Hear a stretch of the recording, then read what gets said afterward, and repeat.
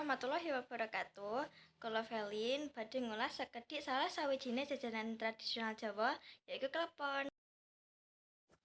Klepon asale saka Jawa, nanging uga dikenal ing Sumatera lan Sulawesi. Nyatane legenda kasebut wis tekan Malaysia, sing diarani ondhe-ondhe. Bahan kanggo panganan iki prasaja banget, mung dumadi saka pati, godhong pandan, gula aren utawa gula abang.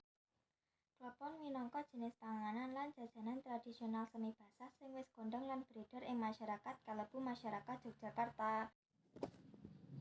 Klepon babak kasebut nduwèni makna filosofis dhéwé-dhéwé, yaiku ngenani panguripane manungsa kang ora dingerteni wekasané lan wiwitané. Wujud kang ora rata uga nglambangake urip kang ora tansah mulus lan kebak percobaan. Mekaten saking kula, wassalamualaikum warahmatullahi wabarakatuh.